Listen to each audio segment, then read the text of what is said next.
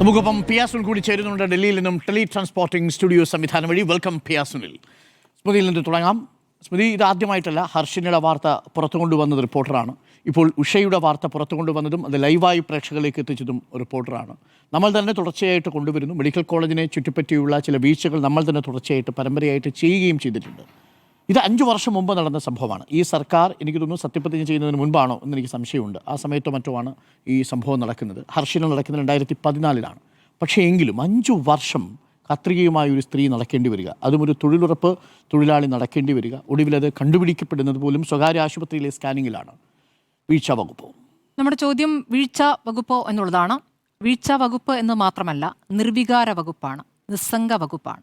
സഹാനുഭൂതി, എമ്പതി പറഞ്ഞ ഒരു കാര്യമുണ്ടല്ലോ, അതില്ലാത്ത വകുപ്പാണ്. അത് ആരോഗ്യമന്ത്രിയിൽ തുടങ്ങി ഈ പറയുന്ന സർക്കാർ ആശുപത്രിയിലെ എല്ലാ ഡോക്ടർമാരെയും പറയില്ല, ചില ഡോക്ടർമാരിലേക്ക് എത്തി നിൽക്കുന്ന, എല്ലാ ഡോക്ടർമാരെയും കുറ്റപ്പെടുത്താൻ തയ്യാറല്ല. ആരോഗ്യമന്ത്രിയിൽ തുടങ്ങുന്നു എന്ന് പറയുന്നതിൻ്റെ കാരണം നമുക്കറിയാം. കോട്ടയം മെഡിക്കൽ കോളേജിലെ കെട്ടിടം വീണ സംഭവം, ആ കെട്ടിടം ഉപയോഗിക്കാത്ത കെട്ടിടമാണെന്ന വാദം ആദ്യം പറഞ്ഞു. അതിനുശേഷം ഈ ബിന്ദുവിനെ പുറത്തെത്തിക്കുന്നതിന് മുമ്പ് തന്നെ എത്രത്തോളം വാദമുഖങ്ങളാണ് നിരത്തിയത്. ആരോഗ്യവകുപ്പിൻ്റെ നേട്ടങ്ങൾ പറയുന്നു. ആ മുറിവുണങ്ങുന്നതിൻ്റെ പിറ്റേ ദിവസം തന്നെ UDF കാലത്തെ കോട്ടങ്ങൾ കടലാസിലെടുത്തു വെച്ച് വായിക്കുകയാണ്. അപ്പോൾ അതാണ് ഞാൻ പറഞ്ഞത്, നിസ്സംഗതയാണ്, സഹാനുഭൂതിയില്ലാത്ത നിലപാടാണ് ആരോഗ്യമന്ത്രി എടുക്കുന്നത്. അപ്പോൾ അതിൻ്റെ തുടർച്ച, സിസ്റ്റത്തിൻ്റെ പിഴവെന്ന് പറയുമ്പോൾ സിസ്റ്റത്തിന് മുഖമില്ലല്ലോ. അത് എവിടെ നിന്നും തുടങ്ങി എവിടെയെങ്കിലും അവസാനിക്കാം, എവിടെയെങ്കിലും ഉള്ള പിഴവാകാം. അത് എൻ്റെ പിഴവല്ല എന്ന് പറഞ്ഞ് കൈമാറാൻ സാധിക്കും. അപ്പോൾ ഒരു സിസ്റ്റം എന്ന് പറഞ്ഞാൽ അതൊരു രക്ഷപ്പെടലാണ്, അതൊരു ഒഴികഴിവാണ് എന്നുള്ളതാണ്. അതാണ് യഥാർത്ഥത്തിൽ സംഭവിക്കുന്നത്. ഇന്നിപ്പോൾ നമ്മൾ ഏറ്റവും ഞെട്ടിക്കുന്ന പ്രതികരണം കേട്ടത് ഡോക്ടർ ലളിതാംബികയിൽ നിന്നാണ്. ഡോക്ടർ ലളിതാംബിക എന്ന് പറയുന്നത്, ശ്രദ്ധിക്കണം, സാങ്കേതികമായ പിഴവാണ് കേട്ടോ, സാങ്കേതിക പിഴവുകളാണ്. എല്ലാം സാങ്കേതിക പിഴവുകളായി പറയാം. ഈ കത്രികയല്ല, മെസ്കിറ്റോ എന്ന ഒരു വളരെ ചെറിയ സാധനമാണ് എന്നാണ് പറയുന്നത്. അപ്പോൾ വളരെ നീളം കുറവാണ്, എക്സ്റേ കാണുന്ന മാഗ്നിഫൈഡ് വ്യൂ ആണെന്നാണ് പറയുന്നത്. അപ്പോൾ ഇത് നമ്മൾ ബ്ലഡ് വെസലിൽ നിന്നും ബ്ലഡ് വരുമ്പോൾ പിടിക്കാൻ ഉപയോഗിക്കുന്ന ചെറിയൊരു ഉപകരണമാണ്. ഉപകരണത്തിൻ്റെ വലിപ്പം പറഞ്ഞുകൊണ്ട് ഈ വലിയ പിഴവ് വളരെ ചെറിയ പിഴവാണ് എന്ന് പറഞ്ഞു വയ്ക്കുകയാണ്. എന്നിട്ട് അവസാനം അവരെന്താണ് പറയുന്നത്, ഇത് എത്ര വർഷം കടന്നാലും, 50 വർഷം കടന്നാലും കുഴപ്പമില്ല എന്ന്. നമ്മൾ മനസ്സിലാക്കിയത് എന്താണ്, ഉഷയുടെ മകനും ഉഷയും പറഞ്ഞത് എന്താണ്, ഈ പറയുന്ന ഈ കത്രിക, നമ്മൾ കത്രിക എന്ന് വിളിക്കുന്ന, ഡോക്ടർ ലളിതാംബിക മസ്കിറ്റോ എന്ന് വിളിക്കുന്ന ഈ ചെറിയ ഉപകരണം അവിടെ കിടന്ന് അവർക്ക് ബ്ലീഡിംഗ് ഉണ്ടായിട്ടുണ്ട്, അവർക്ക് മൂത്രമൊഴിക്കാൻ ബുദ്ധിമുട്ടുണ്ടായിട്ടുണ്ട്, അവർക്ക് വേദനയുണ്ടായിട്ടുണ്ട്. അവരുടെ വേദന ഒരു സാധാരണ തൊഴിലാളിയുടെ അല്ലെങ്കിൽ സർക്കാർ ആശുപത്രികളെ സമീപിക്കുന്ന സ്ത്രീകളുടെയും പുരുഷന്മാരുടെയും പാവപ്പെട്ടവരുടെയും വേദന നിസ്സാരവൽക്കരിച്ചുകൊണ്ട് ഡോക്ടർ പറയുകയാണ്, അതൊരു ചെറിയ സാധനമാണ്, അത് അവിടെ കിടന്നാൽ കുഴപ്പമില്ല എന്ന് വെച്ചാൽ മരിക്കില്ല എന്ന് മാത്രമായിരിക്കും, മരിക്കില്ല, അത് അവിടെ കിടക്കും എന്നായിരിക്കും ഉദ്ദേശിച്ചിട്ടുണ്ടാവുക. ആ ഒരു പ്രതികരണം എത്രത്തോളം ക്രൂരമാണ് എന്നുള്ളതാണ്. ഇതേപോലെ പ്രതികരണം നമ്മൾ ഗൈഡ് വയർ കുടുങ്ങിയ സംഭവത്തിലും കണ്ടിട്ടുണ്ട്.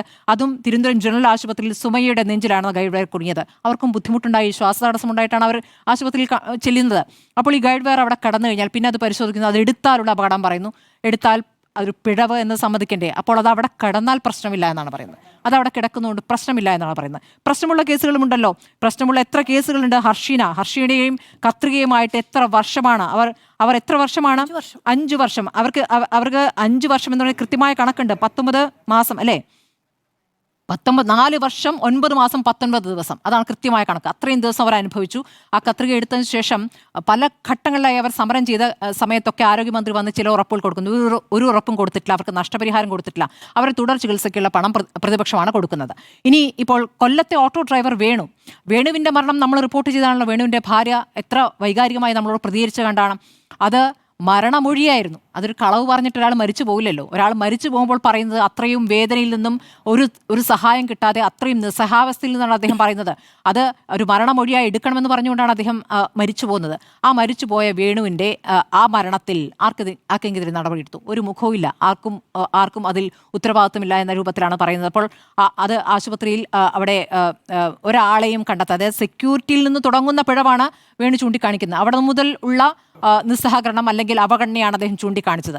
അതിനുശേഷം ഈ സംഭവം സഭയിൽ ഉന്നയിക്കപ്പെടുന്നുണ്ട്, നിയമസഭയിൽ ഉന്നയിക്കപ്പെടുന്നുണ്ട്. സഭയിൽ ഉന്നയിക്കപ്പെടുമ്പോൾ ആരോഗ്യമന്ത്രി പിന്നീട് ആരോഗ്യവകുപ്പ് ഒരു റിപ്പോർട്ട് നൽകുന്നുണ്ട്. അതായത് അങ്ങോട്ട് കൊണ്ടുവരും, വേണു മരിച്ചപ്പോൾ വീഴ്ചയില്ല എന്ന് പറഞ്ഞു. പിന്നീട് ആരോഗ്യവകുപ്പ് കമ്മീഷൻ കണ്ടെത്തിയത് കൊല്ലം ജില്ലാ ആശുപത്രിയിൽ നിന്നും അടിയന്തര ആൻജിയോഗ്രാമിന് വിട്ടതാണ്. ആൻജിയോഗ്രാമിന് വിട്ട ആളെ ICUവിൽ കൊണ്ടുപോകുന്നതിന് പകരം ഓവർ ക്രൗഡഡായ വാർഡിൽ ഇടുകയായിരുന്നു. അപ്പോൾ അത് ഒരു പിഴവാണ് എന്ന് ആരോഗ്യ വകുപ്പിൻ്റെ കമ്മീഷൻ തന്നെ കണ്ടെത്തി. പിന്നീട് ആ റിപ്പോർട്ട് ആ റിപ്പോർട്ട് വായിച്ചുകൊണ്ട് PC വിഷ്ണുവാണ് അത് സഭയിൽ ഉന്നയിച്ചത്. അത് വായിക്കുമ്പോൾ ആരോഗ്യമന്ത്രി മറുപടി എന്താണെന്നറിയോ? നോക്കൂ, ആരോഗ്യവകുപ്പ് കണ്ടെത്തിയല്ലോ, ആരോഗ്യവകുപ്പ് അപ്പോൾ ഇത് തള്ളിയില്ലല്ലോ, ആരോഗ്യവകുപ്പ് കണ്ടെത്തിയല്ലോ എന്നാണ് പറയുന്നത്. ഒരാൾ മരിച്ചു കഴിഞ്ഞിട്ടാണ് ആ വീഴ്ചയെക്കുറിച്ചാണ് പറയുന്നത്. അപ്പോൾ ഞങ്ങളുടെ വകുപ്പിൽ തെറ്റായ റിപ്പോർട്ട് തയ്യാറാക്കുന്നില്ല എന്ന വാദമാണ് അവിടെ പറയുന്ന ആരോഗ്യമന്ത്രി. അതും ഒരു നിസ്സംഗമായ പ്രതികരണമായിട്ടാണ് ഞാൻ കാണുന്നത്. അങ്ങനെ എത്ര കേസുകളാണെന്നേ. പാലക്കാട് പല്ലനയിലെ 9 വയസ്സുള്ള കുഞ്ഞ്, ആ കുട്ടി കളിക്കുന്നതിനിടെ വീണ് എല്ലൊടിയാണ്. ആ കുട്ടിയുടെ കയ്യിൽ പ്ലാസ്റ്റർ ഇടുന്നു, വേദന ഇടുന്നു, പലതവണ ആശുപത്രിയിൽ പോയി പറയുന്നു, നോക്കുന്നില്ല, അത് സാരമില്ല, സാധാരണഗതിയിലുള്ളതെന്ന് പറഞ്ഞ് കൈയിരുന്ന് പഴുത്ത കൈ മുറിച്ചു മാറ്റേണ്ടി വരികയാണ്. ആ കൈയും കൃത്രിമ കൈ പ്രതിപക്ഷം വെച്ചു കൊടുക്കുന്നു. ഇതൊക്കെ തന്നെ വീഴ്ചകളായി. ഇത്രയുണ്ട്. കോന്നി മെഡിക്കൽ കോളേജിൽ 14-കാരൻ്റെ ഒടിഞ്ഞ കൈക്ക് ചികിത്സ കഴിഞ്ഞപ്പോൾ കൈ വളഞ്ഞു എന്നുള്ള കേസുണ്ട്. പല തരത്തിൽ നമ്മൾക്ക് ഏറ്റവും പ്രധാനം ഇതിൻ്റെ ഉത്തരവാദപ്പെട്ട ഒരു ഡോക്ടർ ഹാരിസ് പറഞ്ഞല്ലോ, അവിടെ ഉപകരണങ്ങൾ കിട്ടാത്തതിനെക്കുറിച്ച് അദ്ദേഹം ക്ഷുഭിതനായി പ്രതികരിക്കുന്നത്. അദ്ദേഹം കാലങ്ങളായി അനുഭവിച്ച ബുദ്ധിമുട്ടാണ് അദ്ദേഹം വിളിച്ചു പറഞ്ഞത്. അദ്ദേഹത്തിനെ ഒരു മനോരോഗിയാക്കുന്നു, കുറേ കഴിഞ്ഞ് ആ ഉപകരണങ്ങൾ എത്തിക്കുന്നു. ഇതൊക്കെ കേരളം കണ്ടതാണ്. ഇതൊക്കെ പറയുമ്പോൾ ആരോഗ്യ വകുപ്പിൻ്റെ നേട്ടം, ആരോഗ്യ കേരളം നേട്ടം, പിന്നെ അങ്ങോട്ട് താരതമ്യമാണ്. UP-യുമായിട്ടുള്ള താരതമ്യം, മറ്റ് സംസ്ഥാനങ്ങളുമായ താരതമ്യം, നീതി ആയോഗിൻ്റെ റിപ്പോർട്ട്. യഥാർത്ഥത്തിൽ ഈ NITI Aayog state of state award കൊടുക്കാൻ തുടങ്ങിയത് 2015 മുതലാണ്. 2015-ലെ ഡേറ്റ് എടുത്തുകൊണ്ട് അന്ന് 16-ൽ പിണറായി സർക്കാർ വരികയാണ്. 15-ൽ ഡേറ്റ് എടുത്തുകൊണ്ടാണ് 16-ൽ ആദ്യത്തെ അവാർഡ് കിട്ടുന്നത്. അന്നും നമ്പർ 1 ആണ്. അന്ന് 78 പോയിന്റാണ്. 78 പോയിന്റ് നേടിയാണ് കേരളം 1-ാം സ്ഥാനത്ത് നിൽക്കുന്നത്. ഇന്നും 1-ാം സ്ഥാനത്ത് തന്നെയാണ്, പക്ഷെ പോയിന്റ് കുറഞ്ഞ് വളരെ താഴെയാണ്. അപ്പോൾ ഈ തരം ന്യായീകരണങ്ങൾ ഇത്തരം ഘട്ടങ്ങളിൽ പറയേണ്ടതാണോ എന്നുള്ളതാണ് ഏറ്റവും പ്രധാനപ്പെട്ട പ്രശ്നം. ഇവിടെ രോഗികൾ തെളിവായി നിൽക്കുന്നു, രോഗികളുടെ പ്രതികരണങ്ങൾ തെളിവായി നിൽക്കുമ്പോൾ നിസ്സംഗമായ നിർവികാരമായ പ്രതികരണം എത്രത്തോളം ദോഷം ചെയ്യുന്നുള്ളതാണ്. ഇതിനിടയ്ക്ക് ഒരു സർക്കുലർ പുറത്തിറങ്ങുന്നുണ്ടല്ലോ. ഇപ്പോൾ ഒന്നും ശ്രദ്ധിക്കണം, നന്നായി ശ്രദ്ധിക്കണം. തെരഞ്ഞെടുപ്പ് കാലത്ത് പ്രത്യേക ശ്രദ്ധ വേണം. തെരഞ്ഞെടുപ്പ് കാലത്ത് പ്രത്യേക ശ്രദ്ധ, കുഴപ്പമുണ്ടാകാതിരിക്കാൻ, വിവാദമുണ്ടായിരിക്കാൻ ശ്രദ്ധിക്കണമെന്നുള്ള കുറിപ്പ്. ആ കുറിപ്പ് സർക്കുലർ ഇറക്കാൻ ആവശ്യപ്പെട്ടു എന്നാണ് പറഞ്ഞത്. എവിടെന്നാണ് വരുന്ന ആവശ്യം എന്ന് അറിയാമല്ലോ. അപ്പോൾ ഇതൊക്കെ തന്നെയാണ്. ഇത് ജനം കാണുന്നുണ്ട്, ഇത് ജനം വിലയിരുത്തുന്നുണ്ട്. ഇതിന് കൃത്യമായ മറുപടി ജനം നൽകും എന്നുള്ളതാണ്.